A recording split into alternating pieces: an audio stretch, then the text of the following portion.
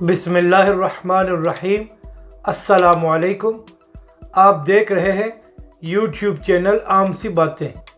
हुकूमत का एक और झूठ बेनकाब हो गया है और तहरीक लब्बैक के ख़िलाफ़ साजिश भी पकड़ी गई है।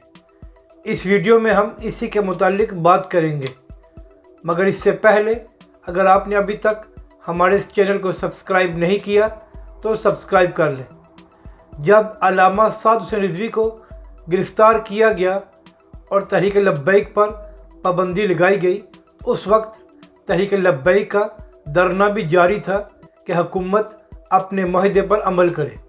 तो उस वक्त हुकूमत के चंद वज़रा, जिनमें ख़ास तौर पर फवाद चौधरी और शेख रशीद, और इसके अलावा एक बड़ा निजी टीवी चैनल जो तहरीक इंसाफ की बी टीम है, इन्होंने प्रोपेगेंडा करना शुरू किया कि इमरान खान और ये हुकूमत तो आलमी अदालत में जा रही है नामूस रसालत के कवानीन के लिए, तो फिर तहरीक लब्बैक इमरान खान के ख़िलाफ़ धरना क्यों दे रही है।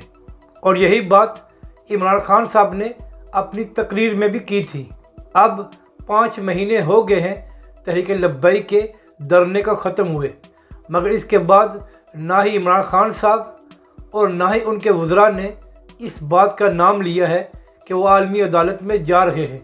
यानी कि उस वक्त हुकूमत ने झूठ बोला और तहरीक लब्बैक के ख़िलाफ़ प्रोपेगेंडा किया कि हम तो नामूस रसालत के लिए आलमी अदालत में जाना चाहते हैं, मगर तहरीक लब्बैक हमारे ख़िलाफ़ ही धरना दे रही है।